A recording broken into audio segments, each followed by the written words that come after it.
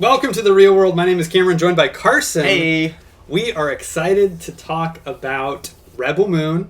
That's right. And the Ministry of Ungentlemanly Warfare. Both came out this weekend. We're having a big all-out shenanigan podcast extravaganza. Talking about all that's been released lately. We're excited to get into it. Yeah, there's so many movies that came out, directors we want to talk about, topics. We're like, let's just cover all of it. Yeah. And we'll see how it goes. So, episode 91 of the Real World Podcast starts now.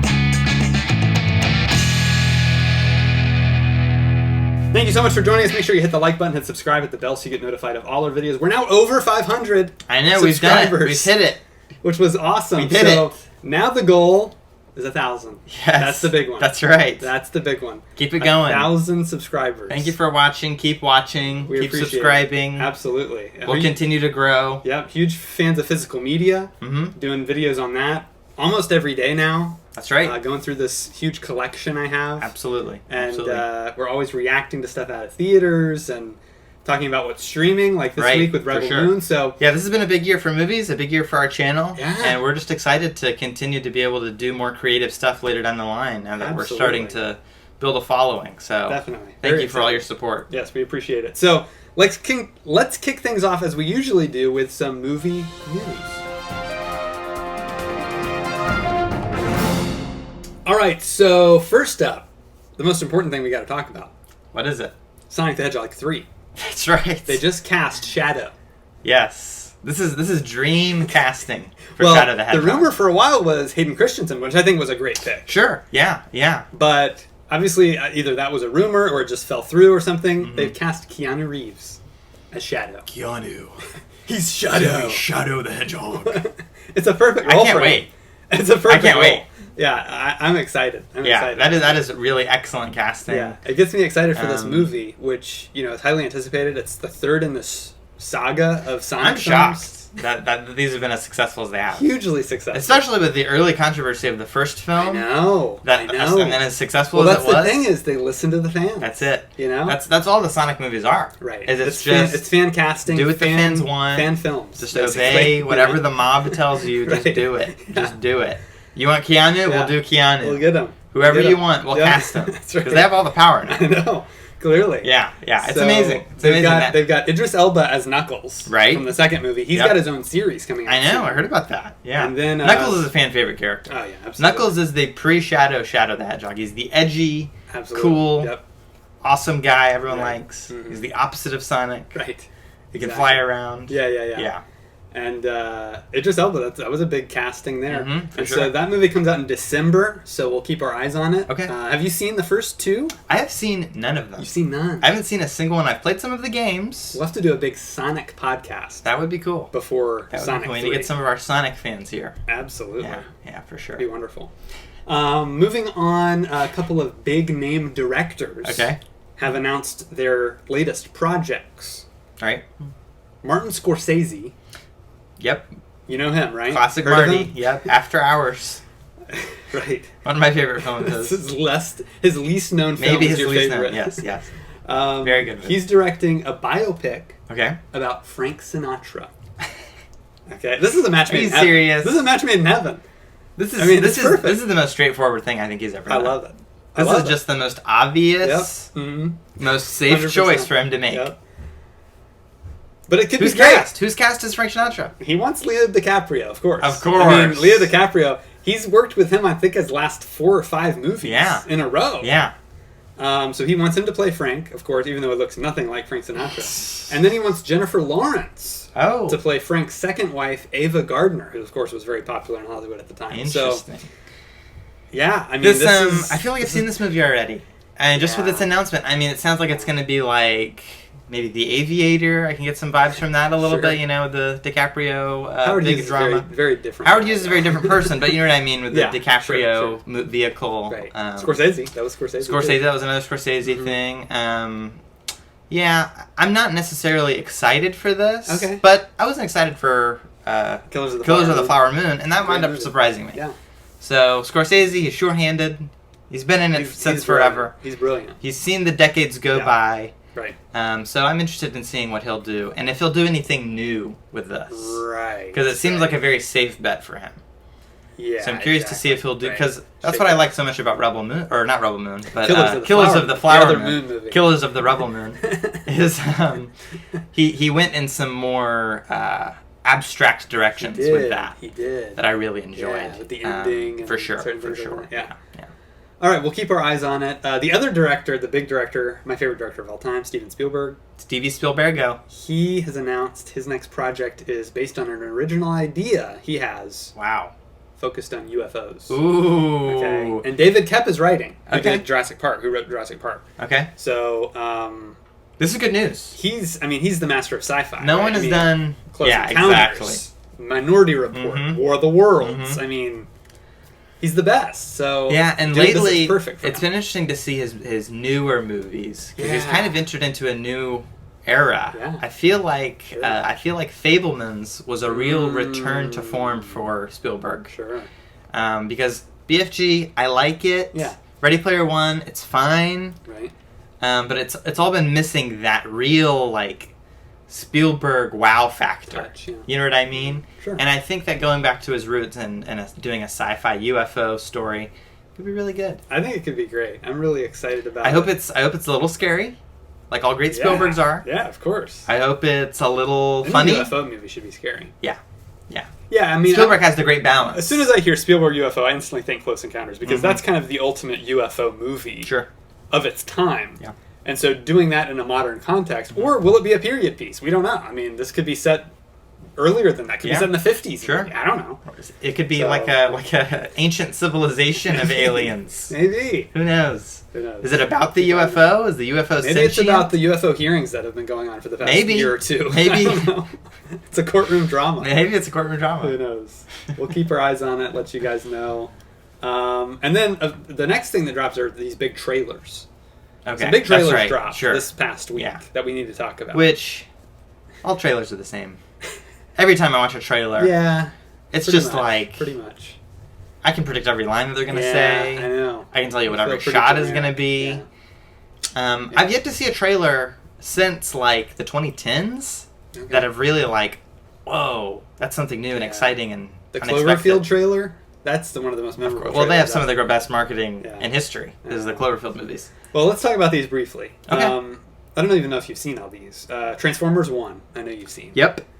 I'm not fully on board yet. I think... I'm not on board there's at potential. all. There's I'm not potential, on board at all. I'm off board. I'm overboard. Okay? This movie doesn't look like Transformers. Yeah. It looks like the Superhero Squad show.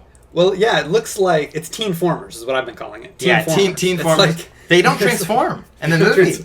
Well, we see... The thing about the trailer is, first of all, it gives away way too much. Because we see that they are able to transform halfway through the movie. The trailer, like all terrible trailers do, tells us the entire story of the entire film. The only thing it doesn't tell us is how Megatron and Optimus Prime become enemies. Which I'm assuming is going to happen at the end. Yeah. But they're not even called Optimus Prime and Megatron. That's another thing that's confusing. Well, that's actually a thing from the original series and from the comics, is that Prime is a title that's passed down. Right. I was aware of that, because we had Sentinel Prime in other movies. Right, yeah. So I know there's an expansive history with Transformers that I'm totally unaware of. Yeah. I've seen every Michael Bay film. Right. I've seen Bumblebee. I've seen Rise of the Beast. all of the live action stuff. You haven't seen the original animated film still? I have not seen the original animated movie. I haven't seen the original series. I think you'd like the original movie. I did see a little bit of Transformers Prime, the CG show. Okay. And that was pretty good. Okay. Yeah, I'm not super in the know about this. Yeah. But this to me doesn't look like what I believe Transformers does best, and that's an epic sci-fi war adventure. Yeah. Like the beginning of Bumblebee, which is to me... that's what I was hoping for. To me, the golden standard for Transformers moving forward is the opening scene of Bumblebee. Yeah, and it's not that. It's, like you're saying, it's very...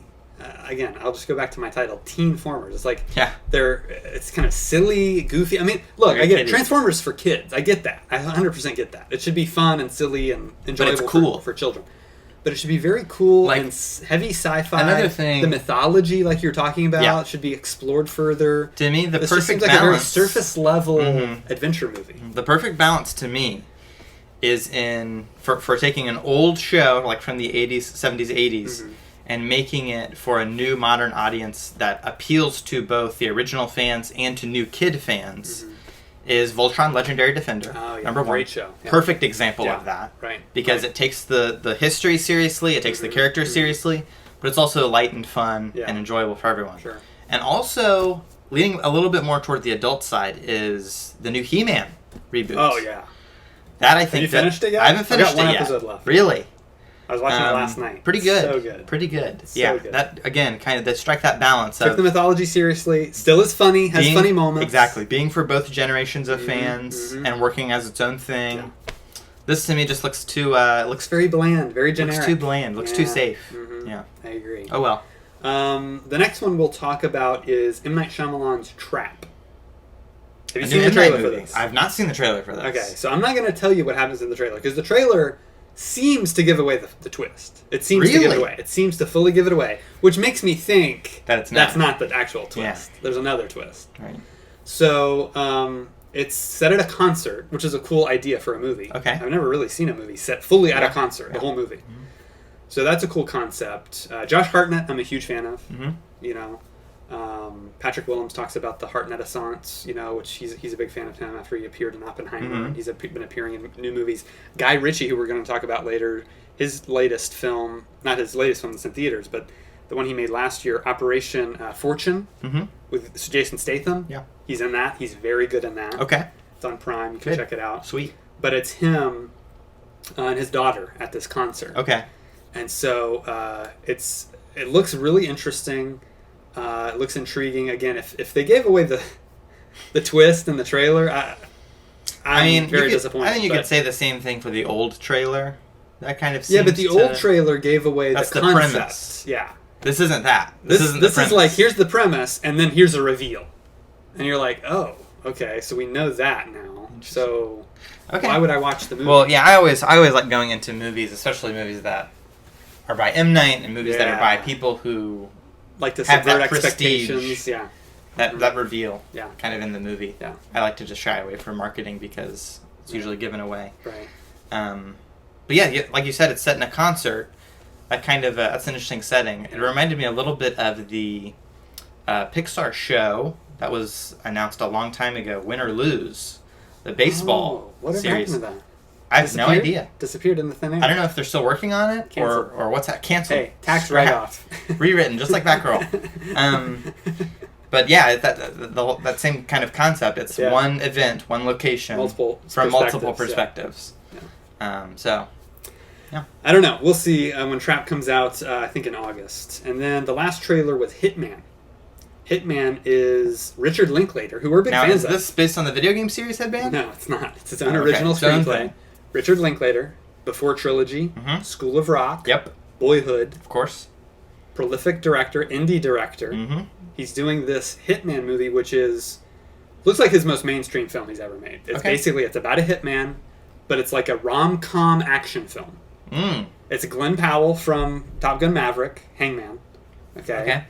And he's a hitman. Sounds kind of like Barry. Who has different disguises he puts on. Oh. So he's playing like all these different characters. It's the master of disguise. Yeah. Okay. Exactly. Am I turtle enough for the Turtle Club? No Dana Carvey inside, Dana Carvey? Lame. He should be in this. But Dana Carvey should be the lead. You should be like the organization head. Yeah, right. Giving the missions. Great. Yeah. This looks interesting. It looks kind of like his most mainstream film. It looks a little bland. It looks a little by the numbers, a little safe, but it could surprise me. It's getting really good reviews. I think it premiered at like one of the festivals, and there was a big bidding war over it. Okay. Netflix got it. Wow. And so it's coming up to Netflix pretty soon. So, you know what else looked a little generic in terms of marketing was Hypnotic, but that wound up being really good. I liked Hypnotic. I liked Hypnotic a lot. Robert Rodriguez. Marketing isn't always indicative of quality. Good point. Just look at Iron Giant. Had the worst marketing of any movie ever. It's true. That's true.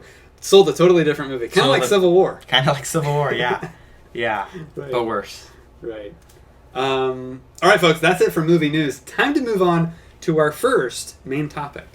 What is it? What's the topic? What do we got? So the first main topic is going to be the movie I'm dying to talk about. Okay, which is I know. We got it on in the background right now. It's showing. Dude, okay, so just so everyone knows, I'm a massive Snyder fan. Massive Snyder fan. Zack Snyder is easily one of my favorite directors of all time. Yeah. He's in the top 10. He might even be on the Mount Rushmore. I mean, if we were making a Mount Rushmore. Up there with Spielberg. That's high praise. And, I don't know, Kubrick maybe. I don't know. I mean, he's up there for me. So, we got to talk about Rebel Moon. We, of course, have already discussed Rebel Moon Part 1 when it came out last year. Yep. I really liked Part 1. You can get our reaction to that on the trailer right now. You can watch our reaction to that. Check it out. Of course, watch Part 1 before you watch Part 2. I really liked Rebel Moon Part 1. It had a lot of Snyder-isms that worked to tell a new kind of story for him. Right. Because it had elements of 300 where it was kind of like, it had like the lived-in, old world-looking stuff. Yep. And it also had some really weird sci-fi stuff, kind of straight out of Sucker Punch. Right. The robots and the aliens and the crazy stuff. Mm-hmm. And it had a really cool, like, political climate with this oppressive regime empire going on. That's really cool. Yep. I loved the first movie. I actually really, really enjoyed it, especially compared to Rebel Moon Part 2. Really? So you're not a fan of Part 2. So here's my thoughts on it. Let's get your thoughts on Part 2. We need to set the context, first of all, because when they announced these movies, Snyder said, all right, we're making Rebel Moon. I've been dying to make this for years. Yeah. It's like the idea he's had in his head for the longest. He says this is his Star Wars. Pitched it as a Star Wars movie to Lucasfilm, and they rejected it, okay? Because it was too Snyder. Snyder has such a specific aesthetic, look, feel, vibe, tone, all of it. It's all his own. That's what I like about him. He's very much an auteur. For sure. All of his movies fall into it's Snyder. Yeah. Every time you put a Snyder. His thumbprint, his fingerprint is on every frame of every movie of his. Absolutely. So, when he made the deal to make this movie with Netflix, they said, all right, we'll make your movies, but you got to put out a PG-13 cut first. You got to put out a cut that's just like anyone can watch. Sure. Throw it on. Yeah. Enjoy this sci-fi action movie. So he's like, okay. So literally, while they're shooting the movie, he'll shoot one take. All right, this is for the PG-13 cut. Here's your lines. Here's what we're going to do. Yeah. Shoot it. All right, here's take 2. This is for the R-rated cut, director's cut. Here's your new lines. Yeah. Here's the new way we're going to shoot it. He literally said in a recent interview, this is like an alternate reality version of his director's cut. It's not even the same movie. Wow. So what we're watching with Rebel Moon Part 1 and Part 2 that are available on Netflix right now are alternate reality. Like, he considers it like a multiverse, basically. Like, here's an alternate version of the story. This isn't the actual story. That's really interesting. This is an alternate version of it. That's a new way of tackling a director's cut. Yeah. And doing it from the start, which I think it probably freed him up a lot. Right, and I think it will entice people to watch the director's cut more often. Absolutely. Because it's... I mean, are they changing story elements? Like, are character arcs different? Are... I don't know. Some characters survive, some characters don't. Like, maybe. How different is it? Yeah. It sounds like it's very different. It sounds from what he's saying. Yeah. Because usually an R-rated director's cut is just... a little more blood. Scenes added, scenes extended. Right. That's about it. Yeah, exactly. But if you're saying multiple takes for different versions... Take 1 is this movie, take 2 is this movie. That's pretty amazing. So, yeah. Again, I think it freed him up, though, a lot to be able to really let loose and make the movies he wants. He was asked in the same interview if he can, breathe a sigh of relief now that Part 2's out. He's like, no, not till the director's cut's out. Then I'll be able to breathe a sigh of relief. Know that my movie is actually out there. So it's only 2 parts. There's another thing. He's doing a third one? He recently said, since these 2 are doing so well, I think Netflix is going to let me continue the story. Parts 3, 4, 5, and 6. Oh my gosh. Are on their way. That's crazy. Yeah.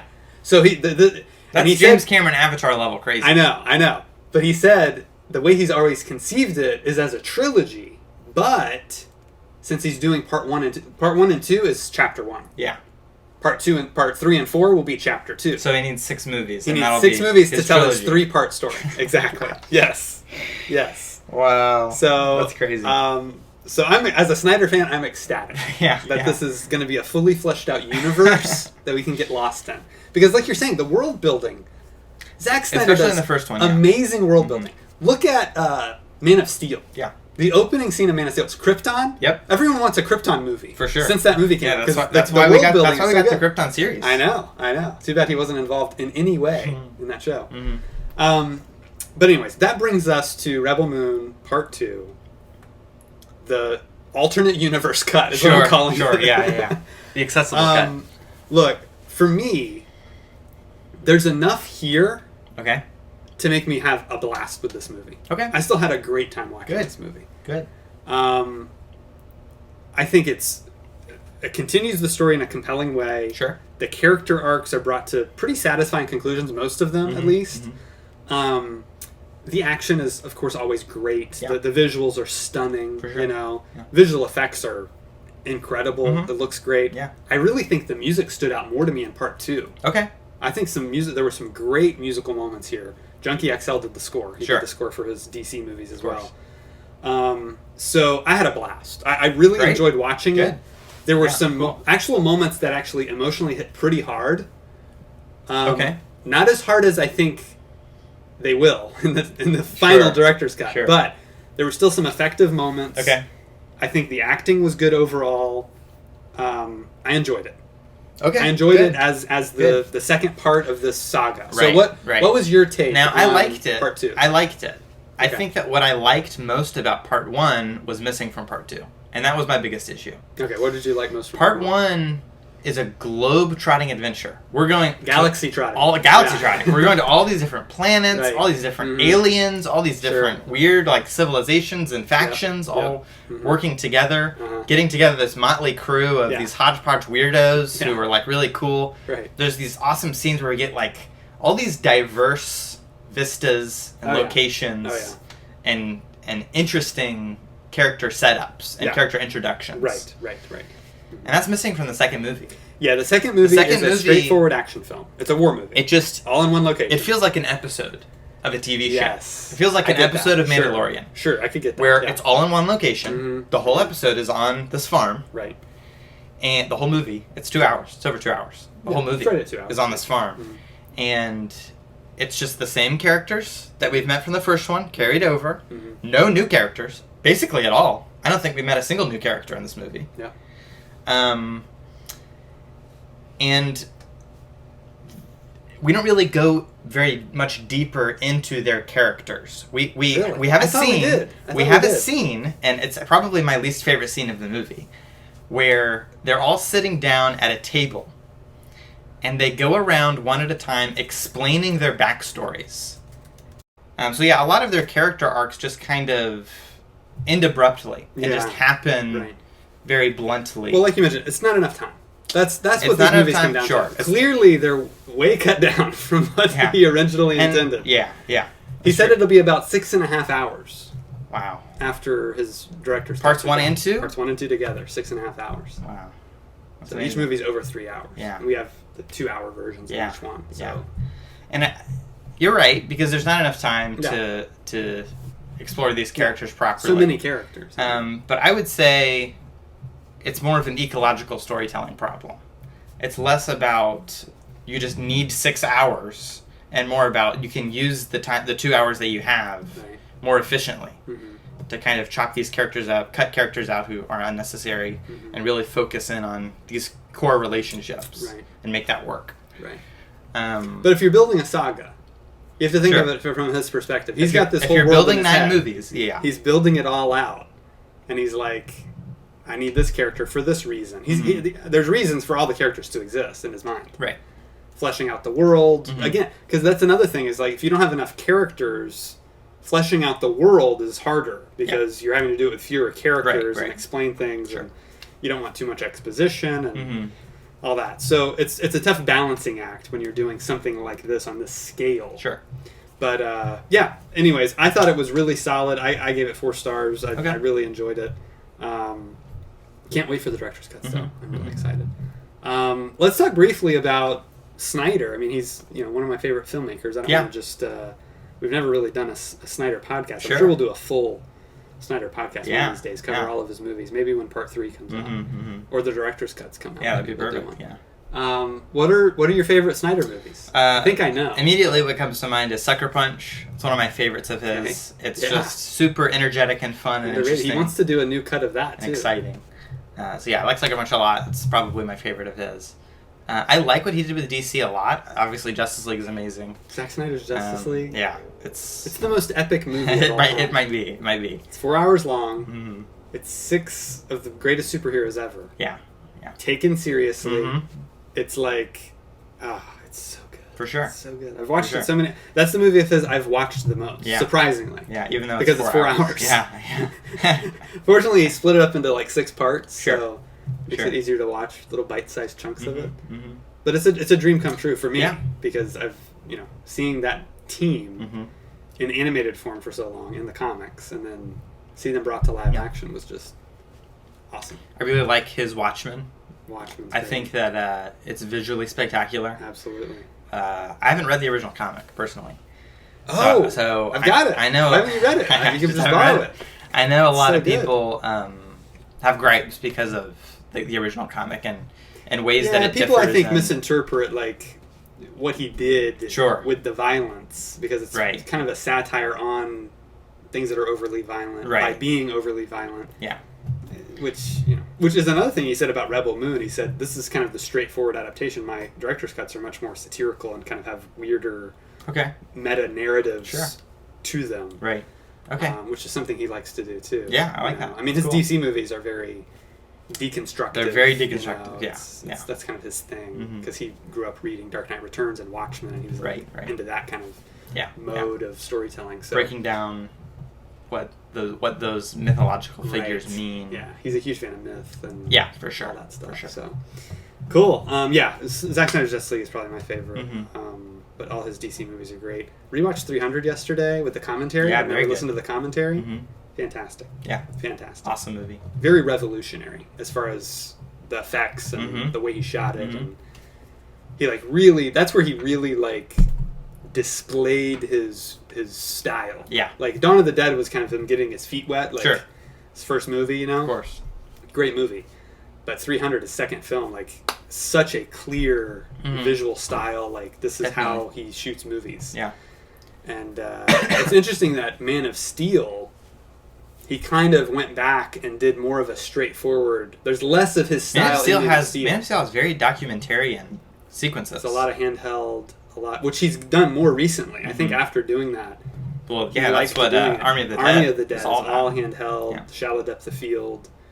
He just loved, again, his visual style is so specific. He has things that he really likes visually that he puts forward, and it just sets it so apart from everything else. He's a guy who likes what's cool. Yeah. He likes to make it awesome. Absolutely. Just make it look cool and make it look awesome and just do it in a fun way. And don't really worry about the semantics and the mechanics of everything. Yeah. Just kind of feel it out. Feel it. And have it look It's not about the logic. It's not about the realism. Yeah. It's what it is. It's big. It's mythological. It's not a puzzle. It's not something that's interesting to really. He's basically the opposite of Nolan, which is why they're such a perfect pair. Sure. That's why they work so well together. Yeah. Nolan producing all his DC movies, and then, it's really interesting relationship. Yeah, he's a really interesting filmmaker. There are a few people who really do what he does as well as he does it. Yeah. I would actually compare some of Michael Bay's work to him, and that they both like to do a lot of slow-mo. Both of their movies look very expensive. They're very flashy. Right. All about that cool roller coaster ride feeling. Sure. I think, but Snyder's more intentional. He's more artful. He's a deeper thinker. Sure. More into myth. For sure. Bay is more into imagery. Bay is more into silliness. Yeah. Sure. Sure. Yeah. Wackiness. Yeah. Definitely. Over the top nature. Mm-hmm. Anyways, great stuff. I guess we can move on. I could talk Snyder all day, but we can move on to the other movie that came out this weekend, which is the Ministry of Ungentlemanly Warfare. That's right. So we got to see this in theaters. Our reaction's on the channel now. You can check it out. This movie is based on a true story about the first Special Forces mission. Right. During World War II, British intelligence was like, we gotta stop the U-boats. Gotta stop those German U-boats. They're preventing the Americans from entering the war. Yes. We can't get supplies to our troops, all this stuff. So yeah, it was funny. I was talking to this about a group of friends. This movie, the title came up. I was talking about it. Yeah, it's called The Ministry of Ungentlemanly Warfare. Yeah. They said, this is either the most American or the most British movie ever made. 100%. And it's kind of both. It's kind of both. You're both. Right. You're right. It's very British. Yeah. And a lot of its mannerisms and all the characters. Its sense of humor. All the characters a little bit British. Sometimes. It's a little bit dry. Yeah. But it's also very American. Yeah. Because it's super action driven. It's super over the top. Everyone looks like a model. Right. You know, it's just like super like. Yeah. They're all macho weightlifters. Exactly. Yeah, so this is Suicide Squad in real life. Yeah, exactly. That's a great way to describe 100% what it is. Much better movie than Suicide Squad, though. Than Suicide Squad, not the Suicide Squad. Correct. True. Guy Ritchie directed it. I'm a big fan of his. I like him a lot as a director. He's got a lot of style. What else has he done? He did those Sherlock Holmes movies that I've got. Okay. Yeah, the Robert Downey Jr. Sherlock Holmes movies. He's got Man from U.N.C.L.E. First time he worked with Henry Cavill, which I think is underrated. I haven't seen those movies. King Arthur, which is also over there. Legend of the Sword with Charlie Hunnam. Cool. He's known for a lot of his older British movies like Lock, Stock, and Two Smoking Barrels, Snatch, which is a really good one. I've heard of Snatch. He's done several movies, and all have done pretty well. Very cool. He did The Covenant recently, The Gentleman, Wrath of Man. He's a pretty prolific filmmaker, and he brings this to life in a really cool way because it's first and foremost a Guy Ritchie action movie. Yeah. Then it's a true story based on these real guys that did this real thing. Right. They didn't do it this way. I was listening to interviews with Henry Cavill this week. Oh, okay. So he revealed that the real guys, when they went on this mission, didn't fire a single shot. That's great. I love Which is quite different from the film. Yeah. If you've seen the film, you know that they probably unload a million rounds of ammunition. Yeah, about 10,000 rounds fired every 10 minutes. I think there's constant gunfire. Yeah, so it's quite different from the true story. It's not, the true story sounds like an espionage mission. Right. Which there's an element of in the film. So there's an A plot and a B plot in this movie. Right. The A plot is the boys in the boat. The boys blowing up the boat. Not the movie. It's the boys blowing up the boat. And it's just, like I said, a group of macho men who all look like supermodels who are trying to go and steal this boat. Right. And, stop the shipments from going through. Yes. And that's their whole plot. Yes. The B plot, which I think is much more interesting, and it's probably the best part of the movie. Yeah, with Isa Gonzalez. Yes. She's this femme fatale spy who's trying to infiltrate this Nazi leader. Yes. She's trying to, seduce him and try to, distract him while the guys are blowing up the stuff. Right. She's trying to, hold everything together behind the scenes. Yeah. And there's a lot of great moments of tension tension and the bar owner. The bar owner was a great character. For sure. He was great. Yeah, the guy from Dune. Right, exactly. Loved him. Yes. It was really cool. I really liked that B plot. Oh, like I said, a lot of espionage spy stuff. Lots of really tense scenes and sequences in that I really liked. Whereas the A plot was a total release of tension. Yeah. It's like the total opposite of that. Very light, fun. Very light, fun. Lots of blood. Every bullet kills. Every person's invincible. Yeah, every person's invincible. Every shot hits. Every arrow. I thought that was a cool thing. Yeah. Like, it's kind of odd, but it's a cool character thing. Like, this guy, he uses bow and arrow and knives. Right. He uses guns a couple times, but he's more into bow and arrow and knives, because he likes to get in there. It makes it more Suicide Squad-y. Yeah, it makes them each feel character more kind of has their thing. Right. I was wishing there was a little bit more of that. Well, you know what it needs to be more like is it needs to be more like Ocean's 11.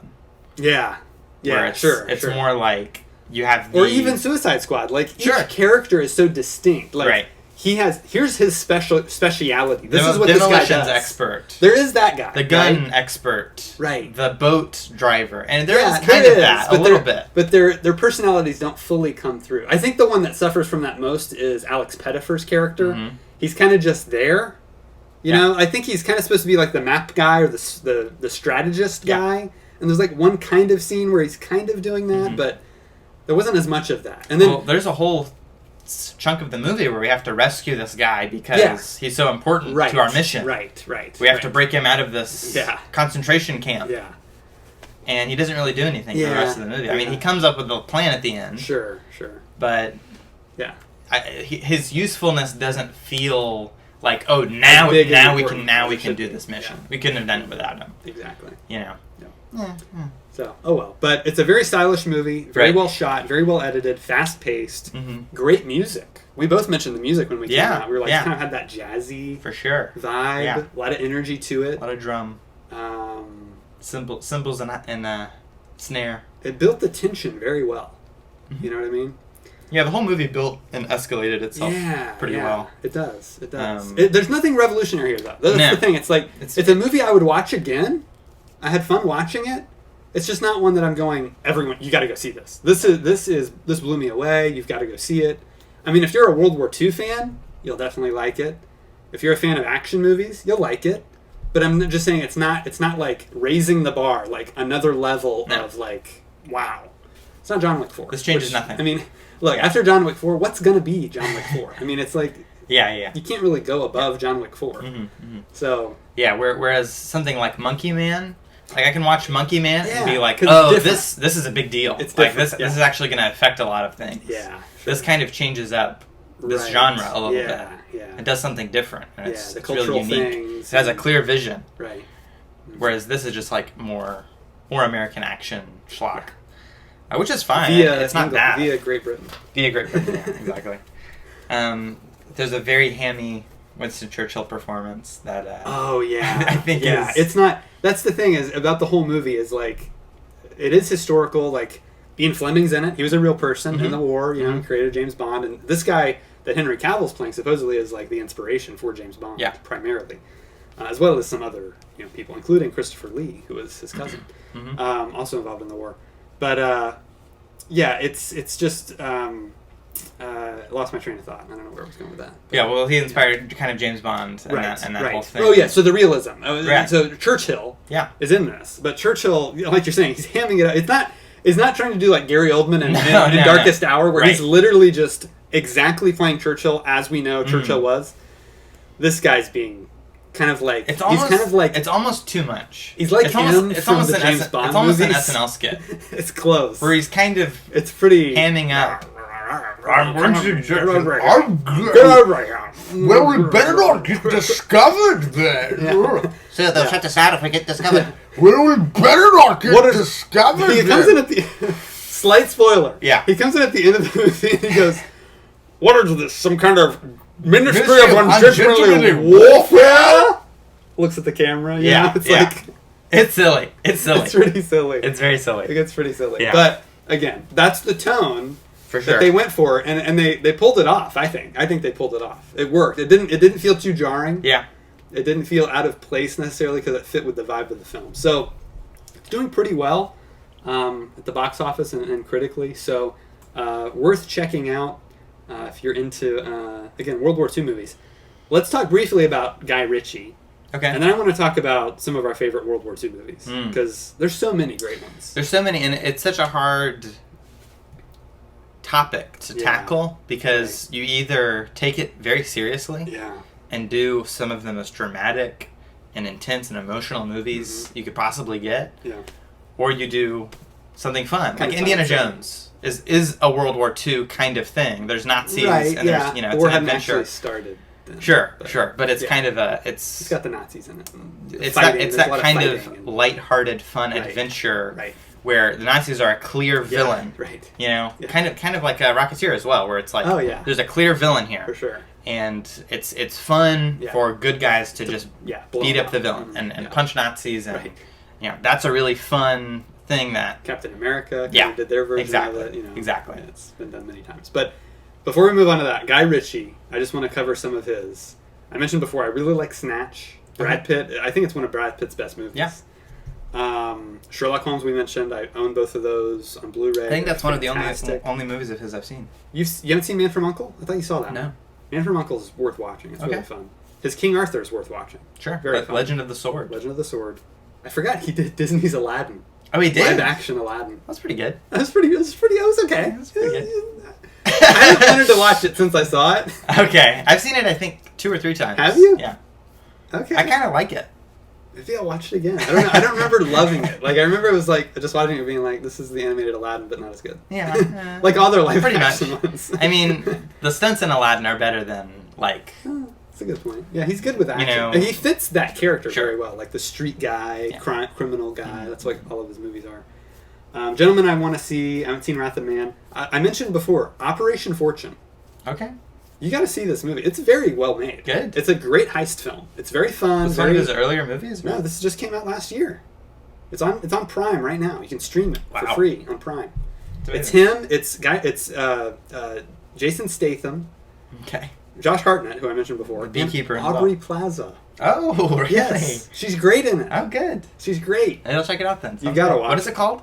Operation Fortune. Subtitle: Ruse de Guerre. Okay. I'm guessing it's French. Like Joker Part 2. Right. Yeah. Dukes. Folia da. Folia da. And then Guy Ritchie's The Covenant. Which is an odd title, because there's another movie called The Covenant. They don't want to confuse it. Yeah, it's actually a really good war movie. Okay, it's probably his most straightforward. It's like not a lot of his style is in there. It's just a straightforward, true story. War movie, very dramatic. Like it's not like Ungentlemanly Warfare. Okay. It's very dramatic, straightforward, serious, intense. Cool. Well worth watching as well. Yeah, cool. He's got In the Grey in the works, which is starring Henry Cavill, Jake Gyllenhaal, and Isaac Gonzalez. Mm-hmm. All people he's worked with before. Sweet. Jake Gyllenhaal is in The Covenant. He's great in that. Great. So he's making a movie with them. It's like an action heist thriller movie. That's his next movie. It's coming out. Set to come out next year. Sounds good. World War II. So World War II, like we said, it's so many different things. There's so many different ways you could go with it. There's the true stories. Mm-hmm. There's the set during the time of fiction. There's fun action, lighthearted stuff, and then there's super dramatic, super serious, very emotional movies like Schindler's List, like Saving Private Ryan. Right. Like those movies are like dead serious. Mm-hmm. I think Come and See is another one that's. Oh, is that World War II? Have you seen that? Yeah, I've seen that. The movie's crazy. So I got some of my favorites here. Okay. There's so many great ones. I don't even know where to start. So I'll start with a classic. Mm-hmm. The Bridge on the River Kwai. Sure. This is David Lean, Lawrence of Arabia, a great World War I movie. Yep. Doing like a prisoner of war story, and just where it goes is so interesting and unique. Alec Guinness. Yeah. Obi-Wan Kenobi. Right. People know from episode 4, the original. Yeah, River Kwai is great. William Holden. It's got a great cast. It's so well shot. Mm-hmm. All practical. I mean, they built the bridge. I mean, the bridge on the river, that's like something they had to actually build. Yeah. And like I said, it's epic. That opening with the whistle march, going into the camp. And exactly. So many iconic moments. Mm-hmm. And so that's one I watch. I watch that almost every year. That's one of my favorite movies. Yeah, very fun. It's like a 5-star movie for me. Yeah, very good movie. Really like that one. I really like one that I saw fairly recently. It's a French film about the French Resistance. It was made back in the 60s. Came out in 1969. Jean-Pierre Melville, who we know from stuff like Les Samurai and other things like that. He's known for very stylish kind of crime films. Okay. Here he went into World War II and did a movie called Army of Shadows. This is fantastic. Yeah, really. Intense. Okay. Super gritty and real. And just what these guys had to do. Yeah. I mean, it's crazy. It's crazy what they went through. For sure. So, highly recommend Army of Shadows. Criterion has a great edition. Good. I can let you borrow it if you want. Sweet. Criterion, yeah, I love it. Good stuff there. I'll continue to stay in the 60s for a second, because there's another one I saw recently. Kino Lorber put out a 4K version I just picked up. It's called The Train. Did you ever watch The Train? Did I let you borrow that? I don't remember. Burt Lancaster. Train of Nazi treasures, right? They've stolen all the paintings and all the gold from across Europe, right? Just like Dial of Destiny. Just like Dial of Destiny. That's exactly. That was the train from The Train. I know. And so Burt Lancaster has to come in. He's a French resistance guy, and he has to stop it. Yeah. It's a really good movie. Okay. It's really good. It's all shot in black and white. John Frankenheimer, one of my favorite directors, did Ronin. Any other great films? Manchurian Candidate. For sure. Very well shot. It's a great movie. It builds, again, it's one of those movies that builds great to that crescendo with the train sequence and all that. Yeah. It's very good. Awesome. We can jump into more modern ones. I know you've seen more of the modern ones, like Saving Private Ryan, of course, is a classic. Right, yeah. Still at the top. It's like, it's so good. Because of the opening sequence is so visceral and just, you're in it, you know? Definitely. Then the cast of characters, you got Vin Diesel, you got Barry Pepper, you got so many great actors in that. Yeah, a lot of great actors before they got their start, too. Yeah, before they became big. Yeah, for sure. Yeah. Vin Diesel still brings up Spielberg all the time. Like, give me a shot. Give me my shot. Give me a chance. It's so great. An even more modern one, Dunkirk. I find Dunkirk to be Dunkirk. It was pretty good. Probably my favorite Nolan film. Wow. That's high praise. It really is. You can check our Nolan podcast we did a while back. Pretty sure that was at number 1 because I was really blown away by it. You get the land, the sea, the air. You get all of it. It's just the way it's structured is so unique, and I have a blast watching that movie. Sweet. The more I watch, the more I like it. Very cool. Other ones I like, Defiance. Okay. Defiance is another one of these true stories about the Jews who fought back. They hid out in the woods and they fought back against the Nazis. Daniel Craig's in there. Liev Schreiber. Right. So good. Yeah. Such a good movie. Jamie Bell is in it. It's just so well made. Another one that came out, I think the same year, was Valkyrie.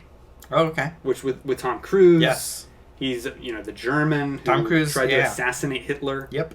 A story, again, I had no idea that even happened. Yeah. For sure. Enemy at the Gates is another one. I'm a huge fan of. The two snipers, dueling. One's Russian. Exactly. One's German. Yeah. And it's just intense. Jude Law is in it. Joseph Fiennes. Ed Harris. Very well made movie. Fury. This is the tank film with Brad Pitt. That's right. The tank crew. It's David Ayer. Yep. Directing. They did a great job with that. Yeah, I thought it was really good. Really intense and exciting, and it's towards the end of the war, so you're getting kind of a different perspective on it. For sure. Another great one. I'll mention a couple more, and if you have any, you can throw them out. The Great Escape. It's another classic from the 60s. Of course. Steve McQueen, motorcycle. Yeah. I mean, that whole cast is great. James Garner's in there. And that's awesome. John Sturges directed it. Great movie. Very good. I'll mention a submarine one. Oh, okay. I like submarine movies. Yeah. And Run Silent, Run Deep is one of the best. Interesting. Submarine movies. Very cool. Clark Gable, Burt Lancaster, in a sub, butting heads, having to fight the U-boats. I mean, it's great. Yeah. It's really well made. I gotta mention Jojo Rabbit. Oh, okay. So you're going a different way. I've mentioned a lot of just like realistic. Those are very classical movies that really they're straightforward. They take it seriously. It's very kind of real lifey. Yeah. Biopics. Very grounded. A lot of them are true stories. Biopics. I think just my sensibilities in terms of what I enjoy from movies is more stuff like Jojo Rabbit, more stuff like the kind of take the time, take the era, and do something unexpected with it, and kind of use that backdrop to tell an interesting story. That relates to us today. It kind of makes it timeless in that way. That might be Taika Waititi's best film. Yeah, it's very good. Up there. It's definitely one of my favorites of his. It's one of Scarlett Johansson's best performances. Yeah. I was blown away by it. I didn't know what to expect. The marketing for that one was weird too, because it's very weird. It's a very difficult movie. Is this a comedy? Yeah. Is this like the producers we're making fun of Nazis? Yeah. I don't really know what it is, but it ended up being a very impactful film. Yeah, it was very good. So great pick. Another one I'm trying to find. I cannot find it. Okay. It is I can't remember the name of it. Figure it out. It's a foreign film. It's about a guy and his son. Life is Beautiful. Life is Beautiful. Yes. Life is Beautiful. Yes. Is a great. That's one of the all-time great ones. We'll take that again. You can cut it right to it. Why we can leave that in? Oh, okay, that's fine. Whatever. Life is Beautiful. Life is Beautiful. Life is Beautiful is another one I really enjoy. Such an emotional movie. Just such a strong character. Strong performances. Amazing performances. You fully buy it. Yeah. you're in it the whole way through with these characters. You're rooting for them the whole way through. So emotional. Oh, so good. I love that movie. It's a great movie. It's one of the best. And really, at its heart, a movie about fatherhood and childhood and trying to protect innocence in the middle of the evils and horrors happening everywhere. Right. Really good movie. Really good movie. Definitely worth checking out. I'll just mention a couple more spy movies, more in the vein of Ministry of Ungentlemanly Warfare. Yeah. Where Eagles Dare with Clint Eastwood is fantastic. Sure. The Eagle Has Landed, which I think is Michael Caine, is also great. Gotta love those Eagle movies. Those are great. Eagle duology. Absolutely. Great spy movies set during World War II. We already mentioned Darkest Hour. What's the third one? Eagle Eye? Eagle Eye, yep. It's a trilogy. Darkest Hour, which is a great companion piece with Dunkirk, since it's Churchill's perspective on the events of Dunkirk. Right. And then... You could put together an entire timeline of World War II. Oh, absolutely. Yeah. I've actually done that. Historically. You have. You should release that. I need to. Maybe I'll put it on the blog. That's not a bad idea. TheRealWorldPodcast.com. Look out for my World War II We'll put in order, at least the movies we've seen. Yeah. World War II movies to watch in historical order. From 1940 all the way to 1945. Yeah. That'd be really cool. Yeah, it'd be neat. Last two I'll mention is Flags of Our Fathers from Clint Eastwood. Okay. Focusing on the guys that were at Iwo Jima, that rose the flag. Right. Very cool. And then Best Years of Our Lives. Best Years of Our Lives is one of the best World War II movies. I've heard Spielberg talk about this movie. Spielberg's favorite. It's on many best of all time lists. Okay. I haven't seen it. It was made a year after the war ended. A lot of the actors are actual GIs that came back. And that's cool. It's intense. It's very emotional, very engaging, very dramatic. Okay. Touching movie. Good. Definitely worth watching. What is it called? The Best Years of Our Lives. Best Years of Our Lives. Yeah. William Wyler directed, who did Ben-Hur. Yeah. Ben-Hur. Of course, love Ben-Hur. So, awesome. That's it, folks. That's it for World War II movies. There's so many World War II movies we could mention. There's so many we've seen that we haven't mentioned. So many that we've never seen. I know. Expansive. Not really genre, but era subgenre of film. Of war films. Yeah. So let us know your favorites in the comments below. Tell us, what did you think of Rebel Moon? That's what we want to know. Yep. Did you like Rebel Moon Part 1? Did you like Rebel Moon Part 2? Mm-hmm. Are you like Carson? Did you like one and not the other as much? Maybe? Yeah. Are you looking forward to the director's cuts? Mm-hmm. I know I am. I certainly am as well. Let's talk about... The alternate reality versions of this movie. Yeah. Let's talk about Snyder. And what are your favorite Zack Snyder movies? Yeah. Have a feeling we're going to get a lot of people saying 300. That tends to be a favorite. A lot of people like 300 a lot. I like 300. His other movies are very divisive. If you think about his DC movies, even DC fans have a hard time with those sometimes because they're very, again, different. It's his take on the characters. Right. So let us know what you think of him. For sure. And let us know what you think of Guy Ritchie. And if you got to see Ministry of Ungentlemanly Warfare, what you thought of that film. Let us know your favorite World War II movies. I have a feeling we're going to get a lot of comments on World War II. A lot of long comments. Yeah. You can leave multiple comments. They don't have to be one comment. That's true. You can leave as many comments as you want. Yeah, please do. I don't think YouTube puts a limit on the comments. So that's it. This was a fun one. We covered a lot. We did. I feel like we did it in a reasonable amount of time, too. I think we did. Yeah. Anything else you want to say about any of these topics we covered? Make sure you hit the like button, hit subscribe. Thank you for having me on, Cam. This is always fun. Be sure to check in next week. We should have another podcast up. Next week is going to be... And we'll be posting regularly as well of different Blu-ray reviews and physical media stuff. So absolutely. Stay tuned. The Day of Reckoning will come. Just like Papa John said. He's going Papa John's on. The Day of Reckoning will come. Stay tuned. All right, folks. Make sure you hit the like button, hit subscribe, hit the bell so you get notified of all our videos, and we'll see you next time right here on The Real World.